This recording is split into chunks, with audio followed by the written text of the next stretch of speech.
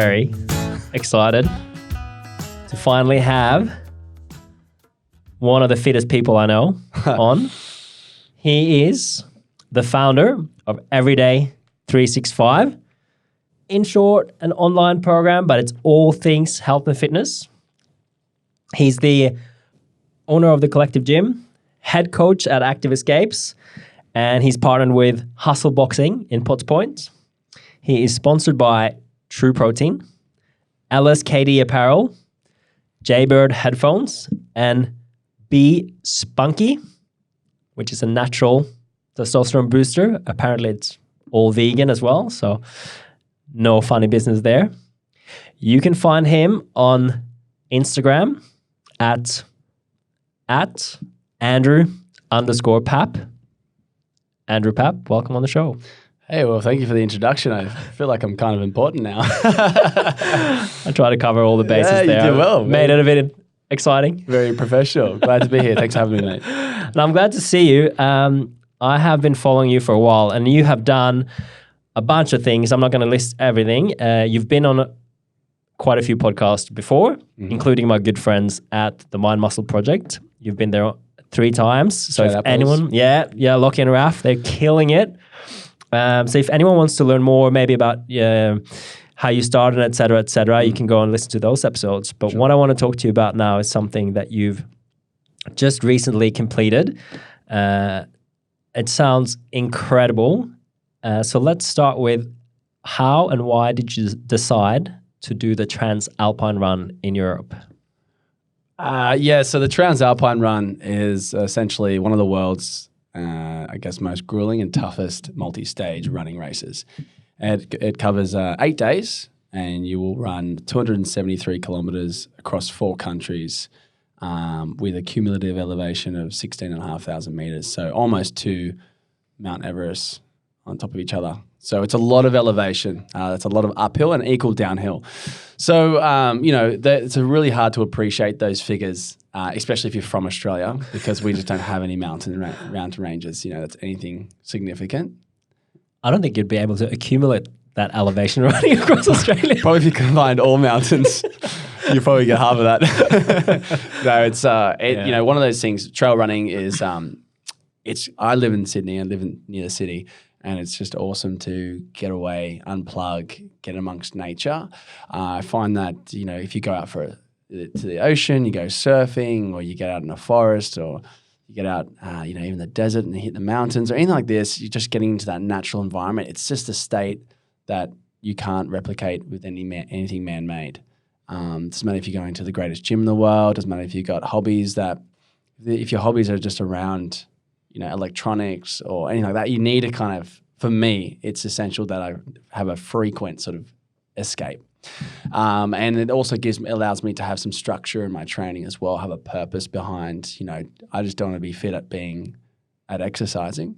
I like to have my intention behind my training and knowing that there's an outcome, there's milestones, and to be able to combine all of that into a pursuit where I get to travel, meet like-minded people, be inspired by their stories, and just get lost in the landscape that is, the Transalpine Run, which was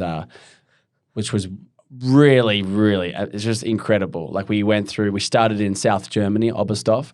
What was actually funny, I'll back it up a little bit.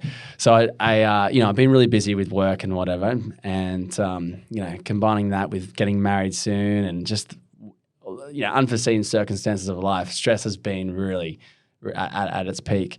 And, when you're trying to train for something as arduous and long as the Transalpine Run, you're demanding a lot from your body, especially if you're doing still, maintaining cross training. And so eventually, I went to Europe, came back, and I started getting stuck into my training, and I ended up just really jacking up my Achilles. Ended up getting a small tear, got an MRI scan, and so I was 5 weeks out from going overseas, and I go, oh, cool. 5 weeks before hitting the Transalpine. Yeah, 5 weeks before hitting the Transalpine. I've been training for 9 months, and I've got a small tear in my Achilles. I've already booked my flights, accommodation, everything's been organized and planned. And I'm just thinking, oh no, this could be the end. And I didn't care. As I said to the physio, and to the other health professionals, I'm like, I don't care how much pain I go through. That's not the problem. The problem is that I don't want to snap my Achilles in this race.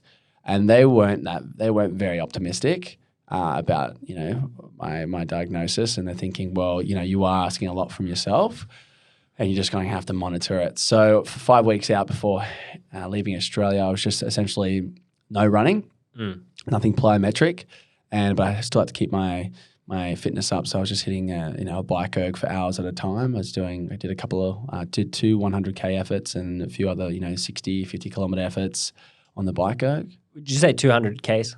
2 100K efforts. Oh, 2 100 in one effort, yeah. Yeah. How long does 100 Ks on the bike take? I think it was like 3 hours 40 or something like that. It wasn't too bad. You just, throw in a few podcasts or an audio book because music just gets a little bit mundane.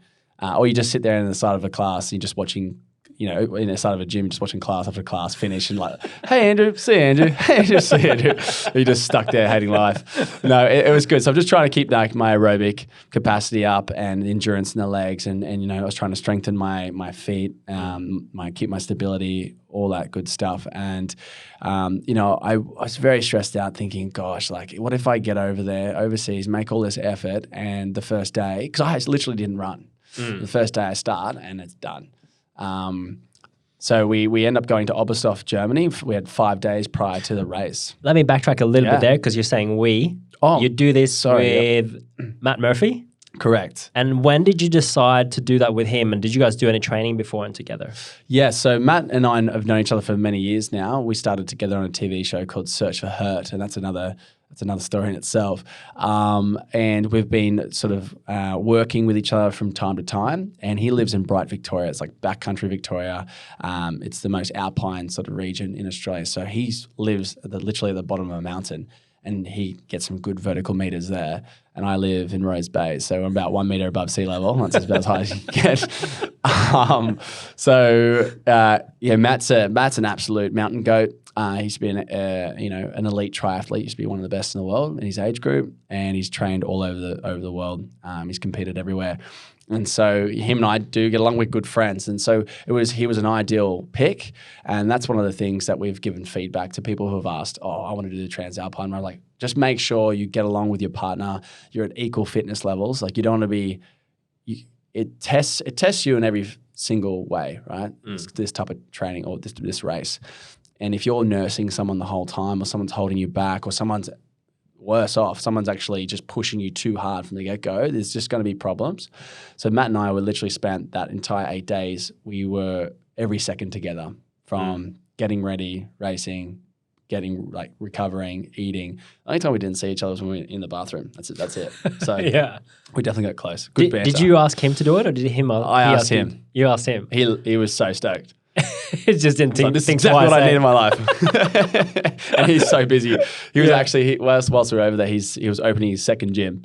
And like the trainers and everyone else were actually piecing it together whilst he's over. So every time we finished a race, he would look on his phone. He's like, oh, look, the gym's getting assembled. So we had a lot of stuff going on in both our lives. Yeah. My fiance gave me a call like just before I started my race. She's like, oh, I've just put an offer on a house. I'm like, oh, I haven't even seen the house. She's like, yeah, trust me. I was like, cool. I'll have the next 7 hours to think about this. But so I'll get too far ahead of myself. But so him and I, we went to, and we took another guy, Andrew Cooney, who's a videographer, and he does a lot of our stuff at the 365. Yeah. And I just thought, because I've done other crazy events too that I really enjoyed and it's some beautiful scenery, and you can only capture so much on your phone. And like, you're too busy doing the event to actually get the angles, can't pull the drone out, obviously, all this different stuff. So to have someone come over there and sort of document it, I thought that'd be really cool. And Matt and I documented it as much as we could just on our phone alone and our stories. And we had a really good following who were really intrigued. I'm like, man, I love that. Sounds good. Keep it up. And it was really good to share that experience with people who have never seen those kind of mountains. Hey, did Andrew run a lot with you guys, or how did that work for him? That sounds challenging. It definitely didn't happen. Because he's got to, carry a bit of equipment as well. And, correct. Yeah. So Andrew's hiking fitness is not up to scratch. No, and some of those points are really hard to access. So we ended up renting out a car because what would happen is that it would start at the start line, obviously, we would run to the finish line, which would be in another town, and the organisers would take all your luggage to the finish line or to where your hotel is. Because there's a few ways you can go about it. You can book your accommodation through Transalpine Run, where you just do like a one-off payment, and they have all accommodation and everything sorted for you. It's like one fee. It's really neat and clean. So that's 2-3 star hotels. Or you can do the camping option, which is cheaper. Or if you don't do any of that, you have to book independently, which is a little bit more riffraff, but at least you get to book where you want to be. So we did independently. But the problem is that you have to sort of transport your own stuff. So we had our own, we hired out a van, and we had Andrew driving it. So Andrew would film us departing from the start. He might get some establishment shots, and then he would see us from point to point within the race. He would drive to maybe a checkpoint or a vantage point, and then he'd drive to the end, film us finishing, and then that would be his role. Yeah. From day to Man, day. that's a challenge as well. Yeah, he did. He worked hard. Like, That's tough. he did a really good job. But sometimes, like we'd take 7 hours to run, and he would get there in 45 minutes. So yeah, He's probably waiting a lot as well. yeah, he did a bit of waiting, and some things would just worked really well. Like in terms of like he just caught us coming by, like we were either quicker than he expected or slower than he expected. Yeah, he got some great shots, like both stills and video. That was amazing. It must help for the, to relive the experience after, to see all that stuff.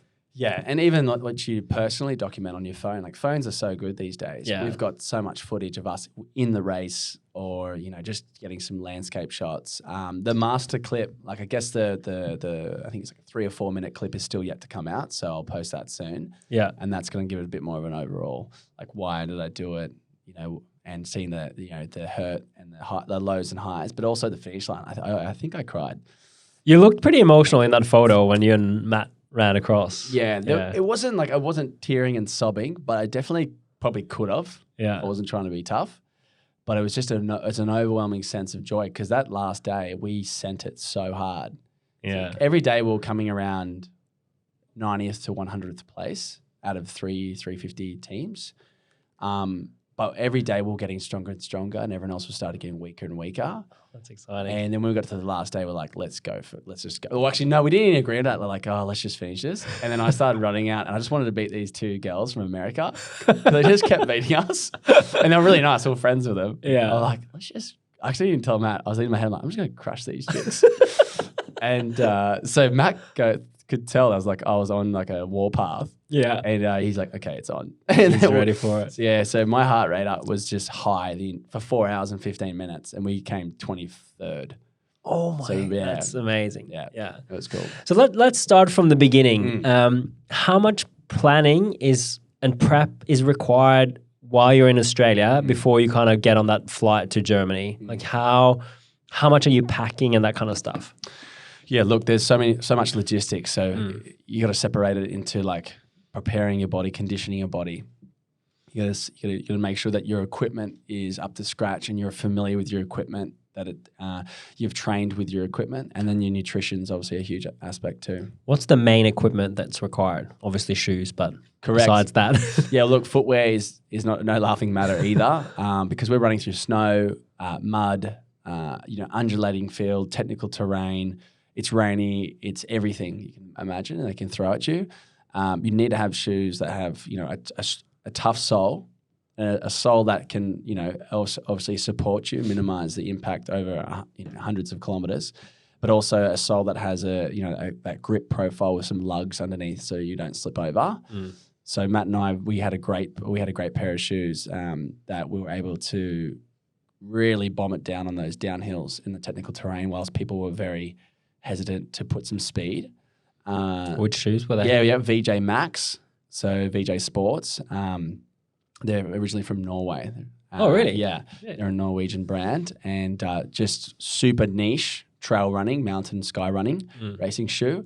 And I use those in obstacle racing and stuff like that, and I've never looked back. How did you discover that brand? Well, Matt's actually the Australian distributor. Oh, okay. And Matt got involved with them a few years ago, and he's been Australia's #1 obstacle racer, and I ended up getting a pair of those, and it's something that you can't, because you're going to spend a bit of money to do this Transalpine race, and every step counts when you're running, and you need to make sure that you can trust your step, because if you're going to overcommit to a step and slip and hurt yourself, or you have to slow yourself down because your shoes are crap, then it ruins the experience and your potential.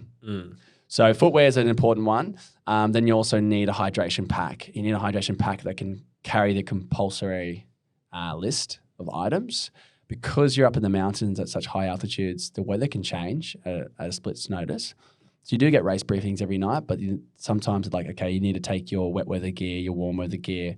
You have to mark all your wrappers. So if you take any food and everything, you have to mark it with your team number, because if they keep finding your team number rubbish on the ground, you get penalized, or you get disqualified.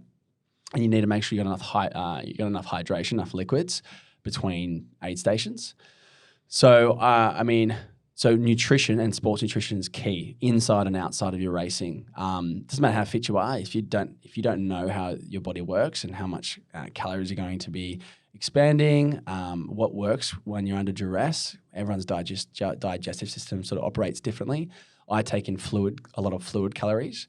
If I was to, rather than taking gels, I find gels get from your mouth, you kind of got that cotton mouth. You need to take some fluid to sort of help wash it down. It can be a bit sickly, and if I have any more than 6 gels in a race, I start to get a bit of a runner's bum, they call it. So we actually use True Protein's Endurance. So that's a multi-tiered carbohydrate complex. You've got quick and slow release carbohydrates, and it's stacked with electrolytes. So potassium, calcium, sodium, all the good stuff that you need to continue to operate. And I'm a bigger guy. I was probably the biggest guy there in the field. So I'm expanding the most calories out of everybody. So I'll consume around about 2,500 calories inside that race period, and that's 1,200 of those calories were in my bladder with True Protein. I had 6 scoops, and then I'd have these shot blocks, and I'd pick up. So shot blocks are like almost like a jelly. And same consistency as a jelly, and you've got your electrolytes and some calories in there. So about 3 of those, about 90 calories stacked with electrolytes. And then I'll just be having whatever solids I could take in at the aid stations. Okay. And do you eat in the morning beforehand and in the evening? And is that solid meals? Yeah. So in the morning, and because sometimes you start at 6 or 7 a.m., sometimes it was 8 a.m., depending on the weather. You try to get some food in, and you don't want to stack too much before racing. So you have to get up earlier, and you're looking no later than 90 minutes prior to race. So we try to get our breakfast in at least 2 hours before racing. And then maybe you might have a piece of fruit or something that's going to digest easier closer to the race. So if you can stack up as much as you can. What would you eat for breakfast over there? Well, you're in Europe. European breakfast is a lot different in Australia. You've got cheeses and cold meats and everything like that. And they had some porridge. I think you have there's a lot of options for fruit. And so depending on what hotel you stay, every hotel was different. I think the first 2 days we're just having Cliff Bars because we didn't have any options. So we weren't eating that much. So we just had to make sure we were hydrated, had that Cliff Bars or whatever, start the race, and then sort of just try to keep on top of our calorie intake all the way through. Yeah, that's tough. So you barely have breakfast, or barely any solids because it's a hotel breakfast, and then you're basically running on liquid carbs throughout the day. Yeah, for 7 hours, and then you'd come home, you'd finish, you'd eat something at the finish line as much as you can. You have your protein shake and everything like that as well, and then would have two dinners. They would offer one dinner every night at a pasta party, but Matt and I would always squeeze in a dinner around about 5:30 p.m. and just to try to get these calories in. Yeah. We're burning so much. But that's something you've got to train with. You don't want to be guessing on race day what amount of calories you eat. Otherwise, you just bonk. Yeah. Or you don't recover, or you just don't race to your potential. What was the best dinner you had during the race?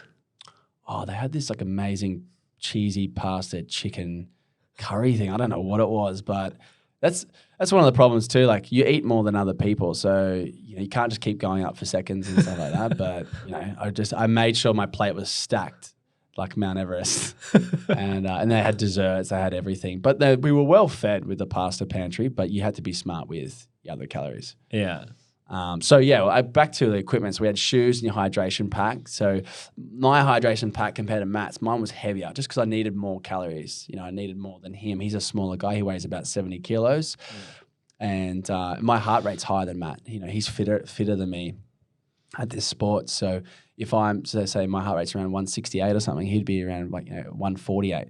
And so he's just burning less calories throughout the whole period. So yeah, that's something to be conscious about. And then you're going to be looking into your poles.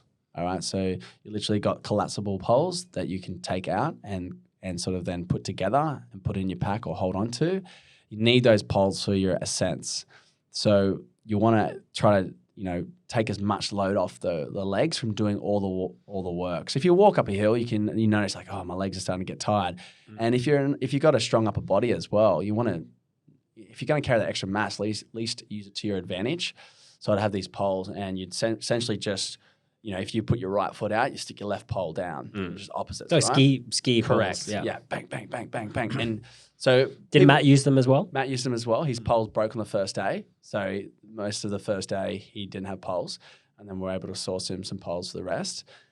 He was just thankful that. How did he break it? Just crappy. Oh, okay. Poles. Yeah. I won't mention what brand that was. So from home, you're seeing like, oh, so you're walking 40% of the time. This sounds easy, but if you want to be competitive, there's no way Matt and I were getting the top 50 out of the 350 people. It was a stacked field of absolute mountain runner professionals who all have their own mountain running sponsors, all from around Europe. We had some of Europe's best racers there. And it was amazing to see them, do their thing.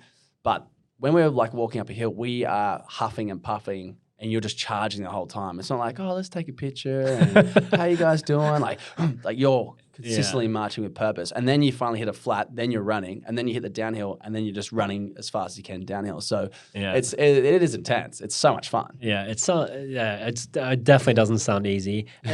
Do you have to enter as a team, as a pair?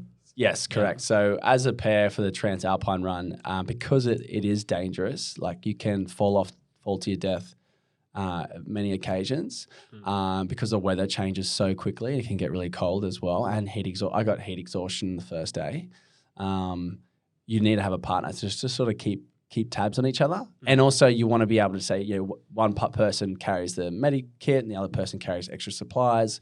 And you work off each other. So instead of me trying to always reach in my backpack, Matt would take out the salt tablets and I might get something out of his backpack. You just try to operate as best as a team. That's cool. Yeah, so you're just saving those precious minutes. Yeah. So do you know who Kilian Jornet is? No. Spanish guy. He's maybe the best altitude type of runner.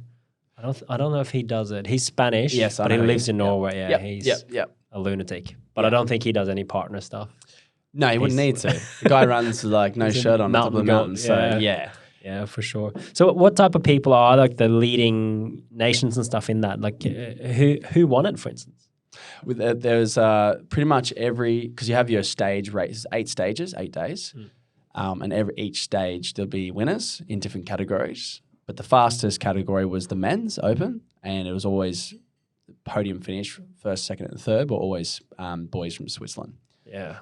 So those guys, yeah. And first place was actually quite ahead than second and third place. So these guys are a little bit of beasts. Dominating, yeah. And really impressive. But that's it. If you live there, I didn't realize how tough these Europeans were. You live there, that's their bread and butter. That's all they know. And the altitude plays it. They live at altitude, right? Correct. Yeah. So day one, you guys head into Germany. And which city is it starting from, and what's kind of the first stage like? Yeah, so day one. Well, before that, I told I told my physio, I'm like, okay, I'm not going to run until I get to the start line. Yeah. But we land in Munich. We drive to Oberstdorf, and we get there, and it's the most beautiful countryside I've ever seen, and nice, amazing country town. A lot of the senior population are active. They're walking, riding bikes, and hiking, and it was just incredible. And so I decided, well, let's get to the top of that mountain. What, before it's even started? Oh yeah, the first day we got there. We're just so excited because it looked so cool. We love what we're doing. That's why we're doing it. Yeah. And so every day until the first day starting, we were hiking and running. And your Achilles were fine? My Achilles was fine. And I was ecstatic. The first day we climbed maybe, I don't know, 900 meters of vert, and we got to the very top of the mountain range, and it was beautiful. And then the next day we just kept repeating and repeating, like going up gondolas and then, traversing across different ranges. And by the time we got to the starting race, I already had DOMs, so that was great. Do you reckon you got DOMs from like coming down all those, if you're going up all the time and then you got to come down as well? That eccentric load on the quads. And that's where, like, if we go back to training in Australia, that's where you have to really be methodical in your training. You've got to try to replicate what you're about to go into. And so doing broad jumps, focusing on the eccentric load in the quads, making sure that your knee hinging is good. You've got no mechanical issues there, and you've got to get that time on your feet. So if you're someone who stands up all day, whether you're like working on a job site or you're even like a hairdresser or something, you're going to have a much better chance than someone who trains regularly, but sits down all day, because it's that time on feet. That was tough for you though, because you did your Achilles and you were sitting on the bike a lot. Hey, absolutely, yeah. So I was still I was walking, getting a lot of walking done, and then if I was doing like work, I was standing. Were you nervous before you started that run? Nah. I knew I was going to finish. Yeah. Just but how hard was it going to be? And when your partner's Matt, you're like, oh dang. Yeah, I was like, I don't want to let this guy down, and he just sits there the whole time like, just gonna hate my life because this guy's so slow. So I wanted to put the effort in. Yeah, awesome. All right, how long is the first stage and what's it like? The first stage was, I believe, 37.5 kilometers. And they always have give a 5% discrepancy, and it's always over. So if you say 37.5 Ks, you know it's going to be over 40 kilometers. And there's a multiple main peaks that we had to hit. So we're hitting over 2,500 meters of elevation, combined elevation. We're already starting at altitude. And it was the hottest day by far. And so Matt and I definitely underestimated how hot it was, how taxing these mountains were going to be, what pace would be, how hard we were going to go out. Because our strategy was not to go out too hard for the first few days. But we're both competitive, so we went out too hard. And how many calories I would actually use up. So with my bladder for my endurance, I would only put in 4 scoops, which works out to be 3/4. It's 300 calories, 250 calories a scoop. I think so. Yeah. So you're at 12. Yeah. 100 roughly? Oh, actually, no, it's 200 calories per scoop. So it was 800 calories, right? And then I knew that wasn't enough first day. So I tried to not show Matt how much pain I was in, and I was hallucinating. I was shortness of breath. I feel like I could only take about 15% of my actual breath. So I was really shallow breaths. Yeah, what elevation are you at here? I think we started around about 1,200 meters, and then we're doing some big climbs. So we're getting into the high 2,000s. It's high. Yeah, it's high. Especially if you're not accustomed to it all. And my whole idea with my preparation in training in Australia was to hit those altitude chambers 6 weeks out from going to this event, and just work on building that adaptation and increasing my my red blood cells and stuff like that, and just going straight from almost this. My tapering, it was more about just spending as much time I can at altitude, working my heart under stress at altitude. Then obviously I would fly over, sort of taper off and start. But, I didn't have that opportunity. And so that's where I definitely felt the altitude from time to time. Yep. But that first day, they only had 2 aid stations, and every other day I had 3. So they were actually really far apart. And people were dropping off like flies. Everyone was getting really sick. Obviously, everyone didn't realize how hot it actually was going to be during the middle of the day. And instead of, we ran out of fluids well before getting close to the second aid station. So you're just getting water anywhere you could find it. And some places were quite questionable, but yeah. I thought it would be nice, clean water up there. Yeah, well, it depends. Definitely there's clean water, and we found plenty of that. But if you're getting it from some sort of trough that cows or horses drink out of, you're kind of like, what am I doing here? Yeah, that's not good. Yeah, it's not good. So that was it was a really interesting first day. My head noises were at an all-time high, thinking, oh my God, because we were running pretty well. We got to the last 10 Ks. I completely bonked. I got to the second last aid station. I'm like, I'm so hungry. I was so dehydrated. I ate way too much. I was just, I was in this state of I need to fuel myself. And then when I left the aid station, I felt so sick. So I ate so much, and then I'm still hallucinating. And Matt's there with me, and I just had no energy. And I'm thinking to myself, I've got another 7 days of this shit. This is going to be the hardest week of my life. And I'm like, I don't want to let my mat down. I knew I wasn't going to quit, but I'm like, I don't want to, this is like, how hard does this need to be to finish? And we got to the very end and I hit the finish line after like, I don't know, 7 hours and 15 minutes or something. I'm like, this freak. You know, I'm sitting there eating my food and I actually wasn't even hungry when I got there. You know, when people are that sort of done, cooked, I was absolutely cooked. Just over it, like over everything, not even wanting to eat, hey? Yeah, not even wanting to eat. And but surely enough, you know, you just keep yourself in a good mind state. And we had our recovery protocols, go to the pasta pantry, do your race briefing, wake up and do it all over again.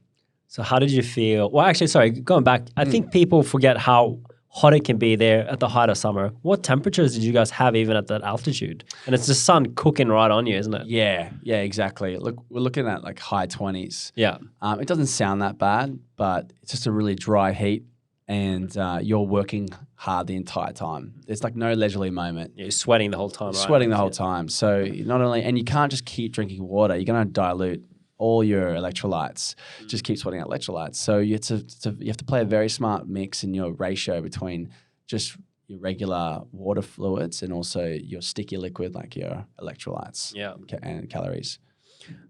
So not the greatest of days for day one. Yes.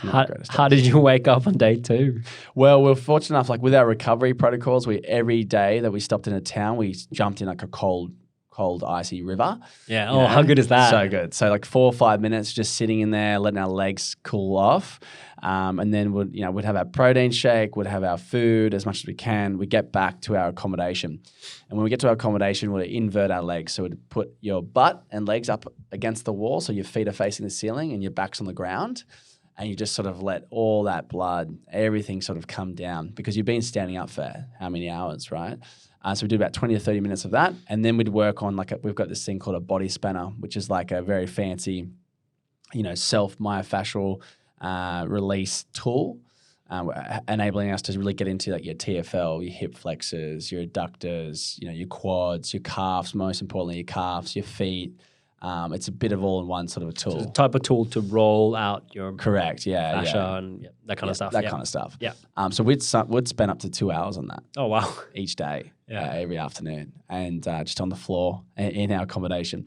But, in that time as well, we have to fit in both our dinners and then you have to do the race briefing and come back. Yeah. Any blisters after the first day? Nope. You're good. No blisters. Feet are great.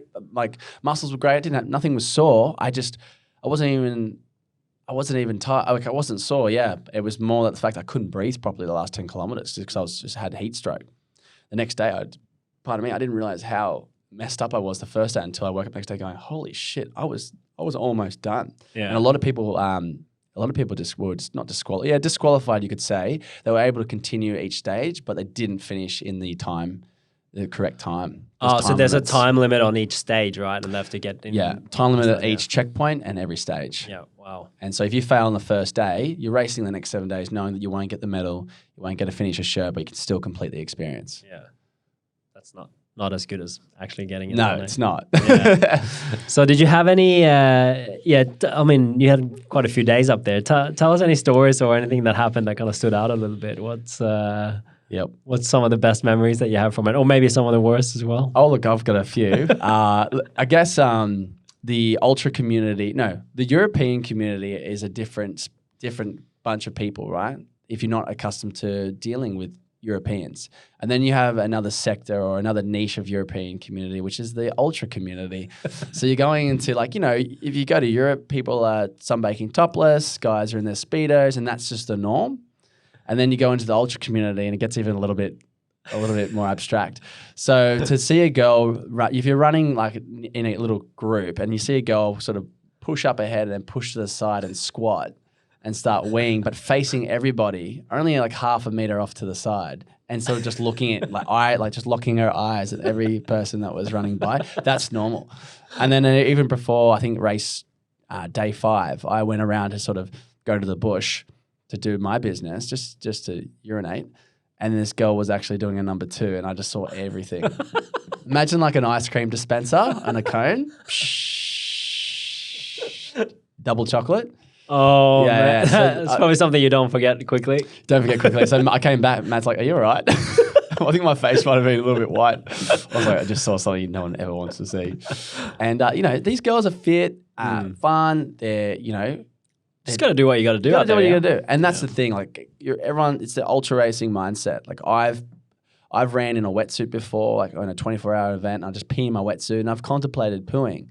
And because I was up for a podium finish, I'm like, well, if I'm going to spend 10 minutes to, go get my wetsuit undone, I'm cold, blah, blah, blah, blah. Maybe if I just, defecate in this, I'm going to be still competitive. So that's the things that go in your mind. And everyone appreciates, no one really cares. It's sort of like, and, like I said, it's two different niches, the Europeans and the ultra racing community. Yeah. It's like, I think it's what you said there is part of the culture of being in that community, and when you're on the race, it's whatever goes. Chicks were just taking off their tops, boobs are out, putting on a dry top after the race, and people were just really open about how everything's going. Like, this one woman was telling me how just with a menstrual cycle, everything. Everyone's so open. You're like, cool, all right. Wow, visualization. Yeah, is there a bit of a chit chat after the stages finishing and how everyone went, or is everyone just dead because they've got no energy left, or what's it like there? It's a mix. Camaraderie there. It's definitely a mix. I've done other multi-stage races, and I had a much more.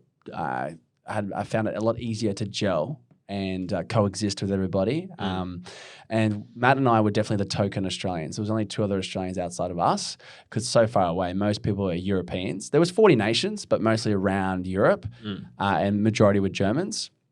And just we found it really hard to sort of communicate. Because they're all talking in different another languages. Language too, and most of them can talk English. We were very, very sort of slow with our German. We knew the basics, but I think their train of thought is like, look, if you haven't bothered to learn German, we're not going to bother sort of talking to you. So that's what was the most surprising part, was that it was hard for us to coexist. And even just some normal trail running etiquette was lost completely on the race. So if you were running on a single trail and you catch up to some people, what generally happens is those people can either hear you, or you just say, excuse me, and they'll push to the side and let you through. And you say thank you as you run past, and they say no worries and whatever. Just a nice sort of general meet. Or if so when Matt and I were running and we had people come up behind us, we'd push ahead well before we don't want to stop their flow. And, they usually would say thank you, we say bye. But it never happened. People would never said thank you. People never they just moved away. So you. we would have to burn extra candles to get around people. They were just being real arrogant and snobby. And that wasn't everybody. It was our majority encounters on the track. Yeah. And then we just started playing around with it. Like when we let people through, yeah, thanks, mate. No worries. Have a good day. And we just kept yelling at them and stuff. And they knew, they understand what we were saying, but we're just trying to make a point. Yeah. And that can probably get a bit more annoying than what it sounds like when you're at, a certain level of fatigue and you're trying to move to this, you want people to move to the side. I mean, that sounds very petty now, right? But exactly when you're in a state of flow and you're running and you're doing really well, or you want to get out of someone's way, you make the effort to get out of someone's way, and nothing was said. And even lining up to get your food, we just have people pushing in left, right, and center, and completely disregarding the 50 people that were lining up. And so, because you're already tired, fatigued, you're over, you want to get to bed, you could definitely say a few things, but you just keep it to yourself. And you're like, well, it's no point, being a bad sport. I'm just going to flog you on the field. Yeah. On the upside of things, though, what's the view like that you must have experienced over there? That is something different, yeah? Yeah, I've been lucky enough to travel a lot, and I've been to a lot of amazing locations, but the landscape in the Alps there, crossing the Alps on foot is the best way to see it. How lush and green everything was, Austria, Switzerland, Germany, in Italy, it's just something I've never experienced before. You can imagine New Zealand. New Zealand's amazing and beautiful. This was the biggest mountains in New Zealand, but everywhere. And then you had the whole European or Bavarian, Austrian sort of architecture and cobblestone towns, and you had this whole another world that I've never really been a part of. And you had your goats and your sheep and all the cows had bells around their neck, and so when you're really silent, you could hear the bells in the distance. Yeah. So we were blessed to see everything, and we had we had days of snow, just constant snow, rain, heat, wind. We had everything. Yeah. There's so many elements to it that you don't get from a photo or from, you posted a lot from the race on your Instagram, and you do get a picture into it, what it's like. But it's like that stuff when you're there, and especially the scale of the mountains when you're there and you see it, it's ginormous, right? Absolutely. And like Matt and I could only share the parts where we were able to hold a conversation, you know? So like we'll get the phone out now, we'll do some feeling because we're just getting our heart rate down, you know? And so you'd see like a 30-second, 60-second clip, and then we'd put it back and then we'll keep trudging on. So we couldn't always share all the greatest moments because some of those moments you're caught up in it. Like you want to experience it and be lost in it. But that landscape and the scale of it just made you feel so small. And you look up to the horizon to the very top and like, oh, that's halfway up the mountain. We got to keep going towards that. And you might see like a zigzag of people you can barely make and see. And you see behind you like hundreds of people behind you. Like, wow, I'm just an ant on this hill. And we had a few experiences where you'd be climbing up the mountain, you look behind you, and there'd be like cloud cover all over the mountains. You can't see the rest of the earth underneath, and you could see the sky. So it's almost like upside down, and so it was a really cool thing. And like it was just an amazing experience. Like that's what's the whole point. Like if I had to run 273 kilometers on a treadmill, I just wouldn't want to be there. But this was, you have your highs and lows, and you go into any event, any ultra event, whether it's like you want to row 100 kilometers you want to row 100 kilometers on a row erg or anything. You just go into anything that's going to take a long time, take a lot of effort, knowing that you're going to have your peaks of high, but you're going to have a lot of lows too. And how do you talk yourself through those lows? That's the most important part, because if you all of a sudden you start to feel really bad and crap and everything's starting to work against you, then you haven't prepared for it. It's just exacerbated. It's so much worse than it needs to be. Yeah. So sometimes Matt and I, we wouldn't talk to each other for an hour at a time because we're in the hurt locker. But we both knew that's a part of the parcel, and that's what makes that contrast of feeling is what makes finishing each stage and finishing the entire race worth it. I mean, if it was all easy, it wouldn't be that fun. What was the hardest stage? What day was the toughest for you?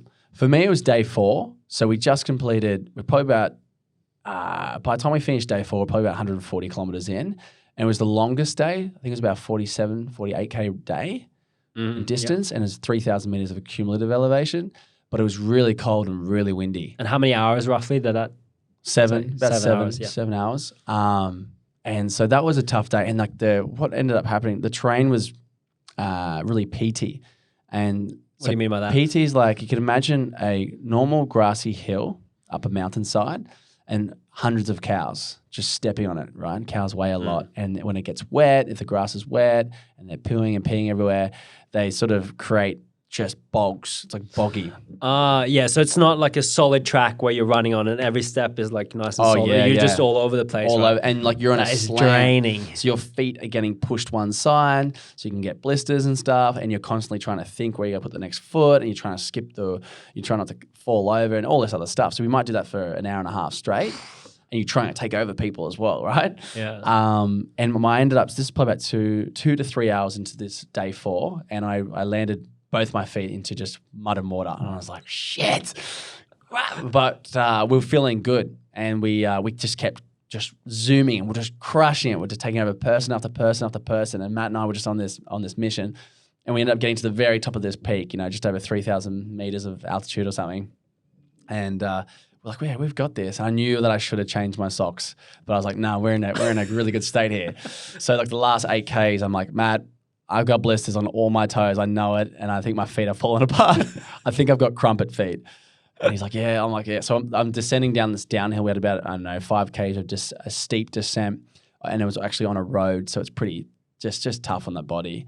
And then we finally get to the bottom of it. And I'm like, yeah, I'm going to be useless here. So I'll push to the side because just the pain was too excruciating. And not that's just that. Like if it was the one day, I would have just kept running until my feet fall off. But I know I had another 4 days ahead of me, and 4 of our biggest, another 4 big days. So I pushed to the side, took my socks off, and I looked at my feet. I had big blisters on every toe, under the toe, in between the toes, and then you flip the foot around, and look at the sole of your foot, and like you just got these huge, deep creases. Like you have to spread your foot apart to see the bottom of it. And I had holes in my feet and everything like that. And just because they've been soggy and moist for so long and getting pushed one way or the other. So I just took my socks off, dried my feet up, put Vaseline all across the bottom of my feet, and then just put a new set of socks on I had in my pack, put my shoes on, and I was able to run all the way to the end. Dang, and that's day 4. That's day 4. What did it look like on day 5 in the morning? So day 5 in the morning. So day 4 we may have finished around say 2 p.m. It was a nice sunny day, so we jumped in the river again. We do all the same, but I would let my feet just sit in the sun. I'd wear thongs the rest of the day, let my feet sit in the sun and dry them out. I even got a hairdryer at night, just drying my feet out. And every night you cut out what tape you're going to use on your toes. Right, so I would tape some of my toes individually, the ones that I know I have problems to be proactive. So you wrap your toes in tape to you call avoid it, the friction? Yeah, it's Fix-A-Mole tape. It's like a stretchy white soft tape rather than like you can imagine physio tape where it's brown, pretty harsh stuff. If you have to tape a joint or something, maybe that, but we could just I would using this Fix-A-Mole tape, and I usually put it on my 2 smallest toes around that because I've got a wide feet and these toe boxes in the shoe aren't super wide. So my feet would get squished. So you can imagine like my little toe getting crushed underneath my other toes, and that's where these huge blisters would come from. But, lucky enough, the 5th day was an 8-kilometer race. It was only 8 Ks. Okay. But it was 1,000 meters elevation. So it was just a hill climb, and it was a race to the top. And the way they did it was the unique day. It was like a rest day to us. We're like, great, we're going to start at X amount of time. We're going to finish. We're going to have the rest of the day. So I was fortunate enough once that race was finished, I could air my feet out again for a full day. And then by day 6 came in, I had 6, 7, and 8, the 3 monster days to finish off with the worst weather. My feet were good. They came good. I had the blisters, whatever. Blisters are blisters. But I was actually worried about my feet, what kind of state they were with the crumpet feet. If they get too bad, they start bleeding out of those crevices and oozing pus, and it gets really gross. But that day 6 or that day 5 with that sort of 1K vert, the way they staggered it, instead of everyone trying to go at once, it would just be mayhem because it's a single track. So they get the slowest people to start, and so you get the slowest pair. Slowest people to start. Yep. Say at 9 a.m. start, and then the next pair would start 15 seconds before them. 15 seconds before them, or after them, sorry. After. And so you have that 15-second split. And by the time you get to we were in the top 100, so we've already had 250 people in front of us. So we started 11:30 in the morning. You'd have then the fastest runners at the end. And then they would all just rush trying to catch the people in front of them. To take over them, okay. To take over and also just spread the burden and make sure no one's congesting the pathway. Wow. So... And was the score where you finished then? Oh, wait, how did that work? Was it just a time trial or was it? Time trial. So just say, because the people that are right at the back, they're starting at midday. They're not going to beat the people that start at 9 because it's 3 hours where the race should only take you less than an hour. Yeah. So, but the problem was Matt and I were caught up in a tricky spot. It wasn't advantageous for us.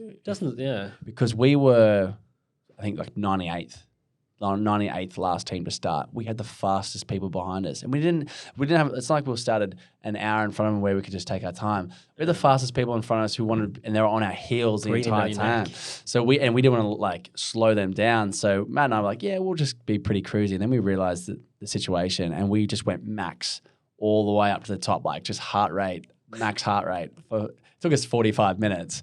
But we got to the end and And was that solid running the whole time? You did not walking on that stage? Or? Yeah, so it's just a flat run until you get to the bottom, and then it was just hiking all the way to the top, and then you kind of get to the ridge line where you could do some running, but it was undulated, it was never flat, and then you just race it until the very end.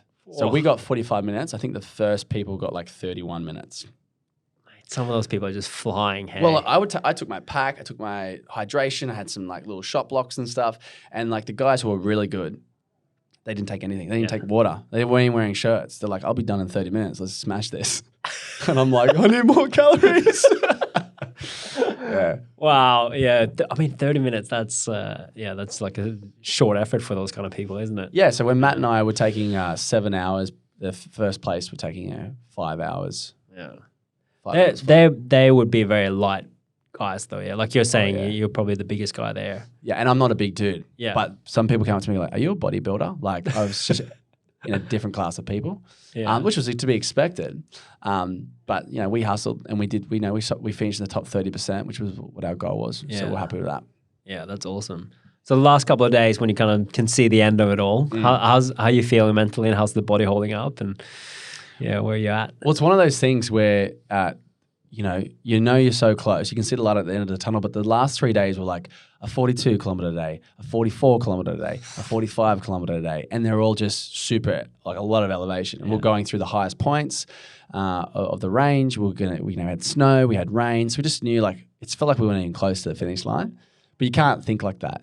You're like, let's just stick to our program, stick to our protocols. We like just keep doing what we know we can do, and Matt and I were both competitive. Like, we won't go out too hard. But the thing is, like, when the gun goes to start, you've got to go out hard so you don't get stuck behind people. Yeah. So the first 45 to 60 minutes, you're just maxing, right? Just so you can stay in the top 50, top 100 teams so you don't get stuck in, those single traffic, tracks. basically. Yeah, in traffic. And then once you start that ball from rolling, it's already an hour. Like, well, I can't slow down now. So you just keep going as hard as you can. So, we were really smart at transitions. Before we get to our aid station, we just knew, okay, what needs to be filled up? What supplies do we need? I'll hold the sticks. You get this, blah, blah, blah, blah. So we might take 90 seconds and other people might be really leisurely and taking 5 minutes, 10 minutes. And you get the people right at the very back taking like 20 minutes. Yeah, they need the rest. Minutes. Yeah, they're just sort of like, Yeah, if they're already out of the time thing anyway, I guess. Yeah, correct. Yeah. And I think I was really surprised. Like, my Achilles held up. I started getting some pain in the day 5, 6, 7, and 8. And it only really came around as a problem when it was flat road running. Uphill, downhill was fine. It's just a flat. So our kilometer pace split was about 5 minutes 40.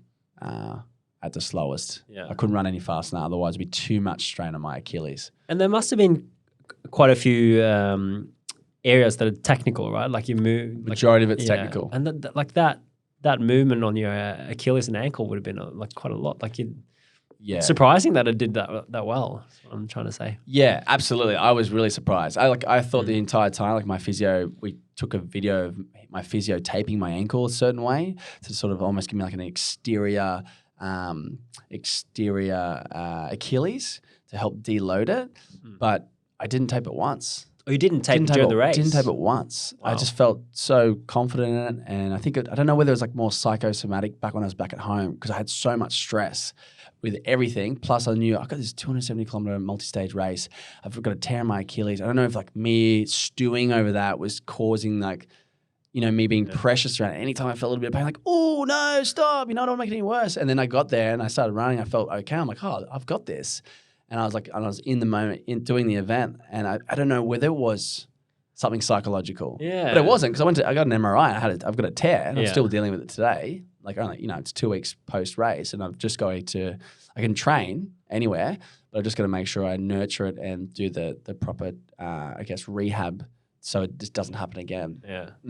Super interesting what you're saying there, though, because it's hard sometimes to define what pain is and what actually causes it to, get worse or to increase it, and then what takes the pain away, because we're so used to drugging it up or whatever, or right. But you didn't take any painkillers or anything for it. Didn't take one, even when I had it initially. I never took one painkiller, and that's it. Your body is so smart. Like, your body shivers when it's cold, sweats when it's hot. You have these different instincts that kick in. And so I just feel like if your body knows that it's under a bit of stress and it knows it's got something very big coming up, it's going to hinder you from applying any more stress on something. And, I think this is just where that sort of kicked in, and I was able to finally get to the race and then get it done. Yeah. But, then just what it is what it is, day 5 in there, it's like, okay, you've ran like almost 200 kilometers now. You've been on your feet for 30 hours now. It's starting to sort of, give out a bit. But I was really happy with the result. Yeah. What was the first thing you did after you crossed that finish line? What'd you eat? Yeah, true. So, Matt and I, we centered that last day, and we beat everyone we wanted to beat who was kind of in our sort of fitness range. The American girls got, crushed up. It was actually so funny. Like, after we spent a bit of time in the finish area, we had our food and all that stuff. Like, we were like, probably 45 minutes later, we went towards near the finish line, and I'm like, oh, well done, girls, like clapping them in. I was just like, yes. And they're like the nicest people. I think that's called rubbing it in. Yeah. They're like, they wouldn't even know that we were racing. It was just me in my head. And they're like, but first thing coming in, is euphoric. Started like, it's done. like we did it, and all the emotions that you carried every single day, all the resilience that you had to bottle up and use, and all the negative thoughts and the positive thoughts, this culmination of everything, you get to across the finish line and it all just comes out. And that's one of the best feelings, and it's hard to emulate that with your everyday life. Like you're like, I did a 45-minute training session, I finished, yeah. And like it's like that, but times 1,000. And you know, we went straight to food, we had a beer each. And we'll just sort of... Did it finish in Germany as well? Did you loop around? No, it finished in Italy. Yeah, okay. Yeah. So it was Germany to Italian Austria, beer. Switzerland, and to Italy. Yeah, okay, yeah. And then, we're just stoked. We had another 5 days in Europe after that too. Oh, before you flew back? Yeah. Yeah, nice. Yeah. So we still just went hiking and running afterwards. It was I'm too not beautiful. surprised. Like Yeah. it was, even though it was snowing and stuff, we wanted to explore. Yeah. You know, it's not very often Australians get to be in the Alps, especially, you know, going across the entire range. Yeah. What's one of the biggest things you learned from that whole experience, you reckon? Big question, but... Yeah, biggest lessons. I think, I don't know. I think it's just more about just being appreciative to what you have. You know, it's not about what you can't do, but what about you can do. You know, I'm a very competitive person, and I'm a healthy competition. If someone beats me, I'm like, I know how hard I train and how much work I put into this lifestyle. For you to beat me, congratulations, you must put in more, you know. And so it's not like we kept losing. I never saw anything as a defeat, but I was always like, I can do better, I can do more, I should have done more, blah, blah, blah, blah. But at the end of the day, like to be able to go to Europe and travel and cross the range, the Alps, you know, and see everything I saw, I was just sort of in the state of like, I'm so lucky to be here. You know, I've got a physical, able body and mind. And we talk about that from time to time, especially in the 365. But that's something as a big takeaway for me, is that I can put the time aside in my everyday life to go overseas and do something I love and learn a lot from it, come back home and then use those lessons and apply them to my everyday life. And just this really cool cycle and ecosystem that I've been fortunate enough to develop over the years. It's very inspiring to see you do it. I was reading a lot of your comments on some of the posts as well, and people, you know, like they get pumped up seeing you do that stuff. When you see you do that, and it's like, well, I'm easily can go in and like smash a workout for an hour. That's nothing. Yeah, exactly. And that's what great. and that's what this is all about. You know, that's the great thing of using social media. You know, see it as what it is, and it's a tool. You know, it's a tool to share, and what you share completely is up to the individual, and how you respond to other people is up to the individual. But it can easily be positive. Yeah, you know, it should be positive. It should be. It should be absolutely. But everything's a double-edged sword. Yeah. So for someone who's thinking about doing the Transalpine, what's your recommendation there? How do you even get started on something like that, do you think? Well, I did do an IGTV video on my Instagram, and originally Matt and I spoke for 45 minutes on it, and then we realized it can only be a maximum of 20 minutes, so we had to redo it. So I think we squished it all in 19 minutes. But briefly, I guess you've got to take it seriously. Yeah, you have to respect it, the distance and the elevation and everything that's in between. If you're really fit at the gym, it doesn't count for shit. Strength endurance definitely plays a huge role. But Matt and I already had a really good base, aerobic base, endurance base. So our training wasn't ideal for someone who's sort of just thinking about it. So we definitely would be practicing some shorter ultras, like 50-kilometer ultras, doing a few of those. Blue Mountains run. The Blue Mountains. You've got the what did I do? The Alpine ascent down south in like towards not Kilimanjaro, Kosciuszko. So you want to be able to make sure that you experience and familiarize yourself on how your body functions and reacts to such stresses. Make sure the sports nutrition is on point. Make sure you understand how your body reacts during duress with your nutrition, how many calories you're roughly expending, how many calories you need to make sure you're recovering well, hydration, sleep, time on feet, and make sure you're training specific. Like, don't just go to like a boxing class, an F45 class, a hypertrophy session. Like, you've got to start thinking methodically about your training to make sure that it's going to serve you when push comes to shove. Because it's really the day after day efforts. Like, we saw people start to deteriorate after a few days. The downhill descents, they just couldn't run down anymore because their quads are blown, or they pull a calf, or anything like that can happen so easily. Yeah, the running downhill is way harder than people think, especially when you do it day after day after day. Like your legs just give out. Yeah, the top of your toes get crushed because they're constantly pressed to the top of your toe, the shoe. The quads blow up because you're constantly like you're decelerating at the same time as you're trying to go down. So if the faster you can run with more confidence, the less time under tension your quads are under, the better you're going to get out of it. Yeah. But if you're someone who like, boom, boom, very heavy foot and you're trying not to slip, like you can imagine how much time thousands and attention, and thousands of steps, thousands of steps. And like the risk of falling down to your death or falling over and seriously injuring yourself is present all the time. Did you run at any like sketchy areas where just this steep cliff Every day. Oh, Every day. Like that is, mate, that scares the shit out of me. I love it. Yeah. No, you're right. And it puts things in perspective. You're like, why the fuck am I doing this again? Yeah. How were you on any of those ridges where it's just steep on both sides and you're like, oh? There was that, but we probably encountered some gnarlier versions of that before and after the race. Oh, okay. So before the race in Oberstdorf, there was some points where Matt stopped. He's like, I think I need to turn around. I can't do this. And he had to sit there for a minute. Yeah. And then we had to start. So some points we were on our hands and feet just to get across because you're like, fall to your right, you're dead. Fall to your left, you're dead. And there's rocks around. Yeah. Well, some were just like grassy, like there was grass on top of the ridges. Yeah. But they were like mushy and like, oh. There's rocks moving underneath it. Yeah, there was some parts where the ridge had sort of collapsed on the top, on itself. And you're like, oh, this ridge can't even hold its own weight. Well, like, what are we doing here? But that's where the best views were. And then the parts were like, not many people go to you. We've got to do it. And probably the biggest highlight at this entire event was the very last day in Innsbruck in Austria. We wanted to get to the very top, and it was a huge climb. It was like 1,700 meters from where we were in the town to get to the very top. And there was a set of gondolas, and there's 3 different stations, and each station, you get to the next station, it's higher and higher and higher. And we got to the second gondola station. It took us about 2.5, 3 hours. Because we had Andrew Cooney with us. So I was pushing him up the hill, our videographer, and he's like, holy shit, now I've got new appreciation for this. I was like, yeah, man, it's hard. So we're pushing him up the hill. We got there, and we needed cash. They didn't do card for some reason. I think it's owned by the mafia because all the guys look like thugs who are operating it. And we only had enough cash to send Andrew up to the very top gondola. Okay, so we're at station 2. We wanted to get into station 3. And Matt and we had to make our way up there on foot. But we only had 45 minutes to get up to the very top before the last gondola is coming down. Because if we get to the very top, it means we have to make our own way down, which is not usually a problem.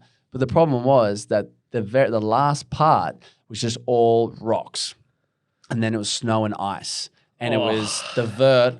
Like so when you're climbing up, if you decided to lean back a bit, you'd fall over to your death. We didn't realize, we knew how. Hundreds and hundreds of meters down. Hundreds and hundreds of meters. So it's not like you fall backwards, you just continue to fall and you probably die. I mean, I'm sweating already. Yeah. So it's intense, but then when you have a time limit on it, and you're probably not going to make it. It sounds like such a bad idea. It was such a bad idea.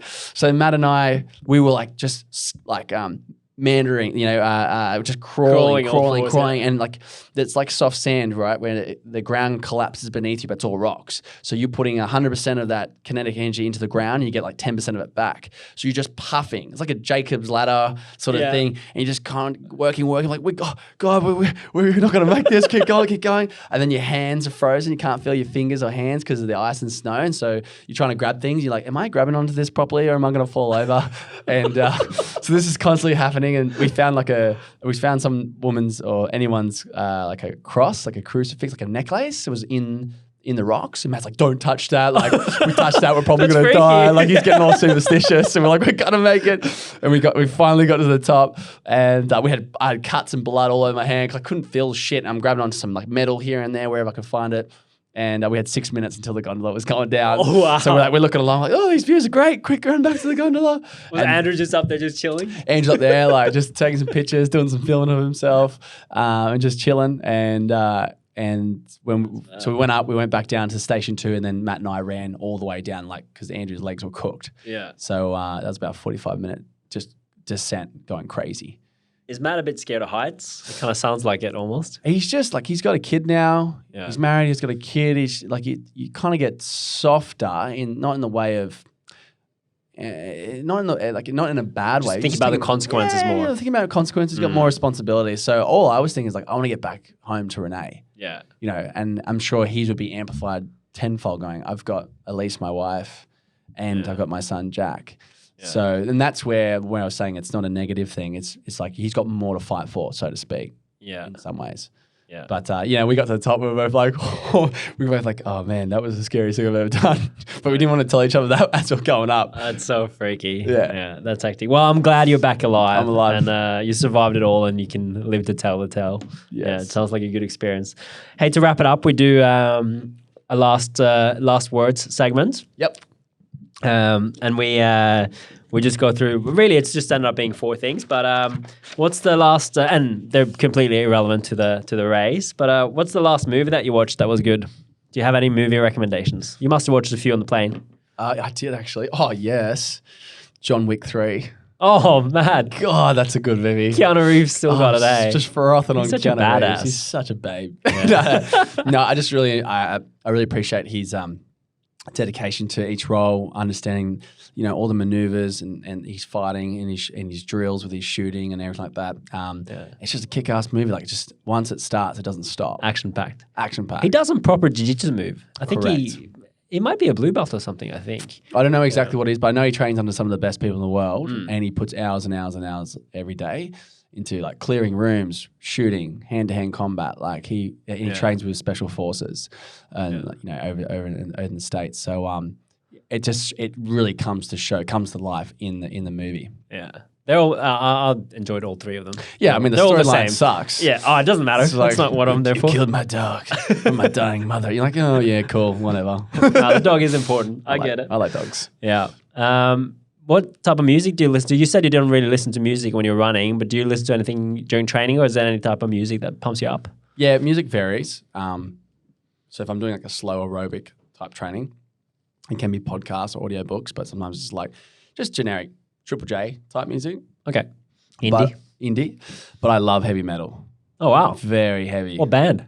I've got a multitude of bands that I don't even know their names, but I've just got this playlist called Angry Music for Happy People. Right? That's a great name. It's a great name, and there's this awesome meme that goes around. It's like a picture of a nice little Labrador. It's sitting down, its tongue out, and that's me. It says me underneath it, and then it has like this crazy demonic looking wolf, and it says my music. And that's exactly what it is. So that's perfect. Yeah, Renee, and I can like do work to it. I can go to bed with it, and Renee just prohibits it from being in the house. She can't. Wow. It gives it like her heart starts like palpitating. Too much. Yeah. What's the last podcast that you listened to that was really good? Something that stood out, taught you something? Last podcast. Look, I listened to Neil deGrasse Tyson recently, and I just really loved his. He was just getting really in depth on. I love the cosmos, love space, the science stuff, eh? Yeah. Oh, I mean, surprising. That, and also I listened to like The Economist, which is like. I'm really into sort of geographical politics. What's going on with China and Taiwan and Hong Kong, and how they're sort of working with Africa and Europe, and their economy is rising, and what's Xi Jinping, their prime minister, like his role and his stance and everything, and how people are standing up against it or going with it, and it's just a really interesting space. Yeah. So I like to geek out on all of that. So why is the petrol prices so expensive right now? Why is the petrol prices so expensive? Mate, it's all politics, People there's enough petrol to go around for everyone, but if there's a lot of demand and you've got a lot of that product, then the price for it just goes down. So they just say like, oh, we'll give you here's a barrel here and there, and you pay top dollar for it. Yeah, it's hectic right now. It's gone right up. Yeah, it's just always they govern it and tweak it however they want. Yeah. Renewable energy, people. Let's do it. Last one. What's the last YouTube video that you watched that was that was remarkable or that stood out for you? Last YouTube video. Do you watch a bit of YouTube? I do. Who's your favorite there? Or maybe not favorite, but what kind of stuff do you like? Yeah, I subscribe to a lot of stuff. I'm just trying to remember. Fitness related or non-fitness related? Oh yeah, fitness related. Let me have a look. Hold on. There's this one guy who's really good. Well, I was a bit surprised, not surprised, but with your podcast, you kind of mentioned quite very different to fitness stuff, like Neil deGrasse and The Economist. Is it similar with YouTube? Are you trying to like mix it up a bit there and find different interests? Yeah, look, at the end of the day, like there's so much to know, and we all have it at the tip of our fingers on our phones and laptops. And I regularly sort of scour through podcasts and YouTube for fitness stuff, but there's there's also, I've got other interests as well, which, if I had to go to university and get a degree or a PhD to sort of hear some of the topics that I'm really interested in, or I could just get some of the golden nuggets of people and definitely don't understand what they're saying, but appreciate it to some extent. Yeah. What do we got? Yeah, here? I mean, with Neil deGrasse talking about the cosmos, I'm like, I feel so insignificant. It's just so huge. It's like, what is going on? Absolutely. Yeah. So I'm trying to find this guy. Here he is. What's his name? His name is Jeff Nippard. Now, he's this guy from the States, and he's all about science. Let everything scientific back up what he's saying. You're always looking through research papers and stuff. But he just talks anything and everything to do with nutrition, training, supplementation, and he breaks it down quite easy. So there's always an easy listen to just say, like, how does it could be anything from, what's the best way to get gains in terms of leg strength, or how to develop power, or supplementation, like which protein's the best way to source, or when is it best to have protein? Like some very simple questions that, you do your certificate 3 and 4, you don't really cover. It's really just your own experience, and then talking to other coaches, and then putting up different things into practice. And then you have to, read books, and you've got to put the time in if you want to know any of those stuff. But just, it's always great to sort of hear different people's opinions and from what they found and what they find. And that's who I usually, not just him, I push like some of my clients to some other YouTube videos when they ask, like, hey, do I cycle creatine? You're like, okay, well, watch this video. That question. Yeah, watch this video, watch this video, watch this video, and you come up with your own decision. Yeah. That's a bit. The cycle creatine stuff is funny because we just talked about that. It's not a yes or a no answer, right? No, it's not a yes or no answer. It's definitely. But that's what people want. People want a direct, definitive answer to everything. Yeah. It's like, hey, so which pill do I take to be the best that I can be? Well, it's not that easy. Definitely not. Well, that was awesome, Andrew. Thank you so much for coming on. Do you have any other crazy races that you've signed up for now in the future, or are you going to settle down a little bit? The craziest race of all time is getting married, mate. And that's in 4 weeks. So it's going to be the biggest race of my life.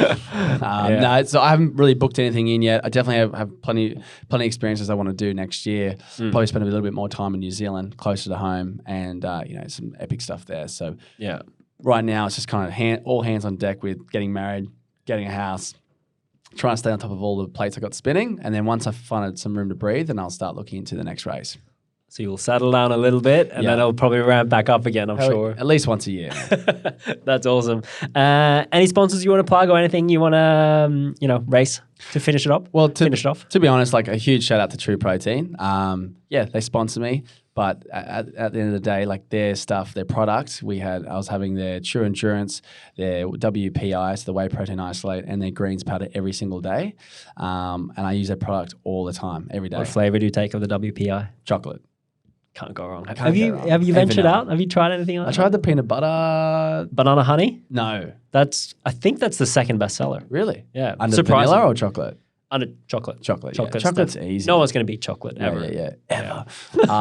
So like True, like they did a really good job, and their products amazing. But look, everyone else who supported us over there, like Before You Speak Coffee, we're a big because we're able to source some money from these guys to help actually get us there, help with the videographer, and just help with everything.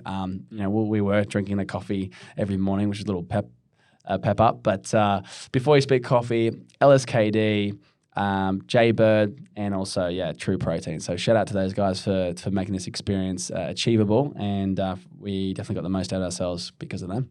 Awesome. Sneaky plug. Thanks a lot, Andrew. Cheers, mate. Thank you. Thanks.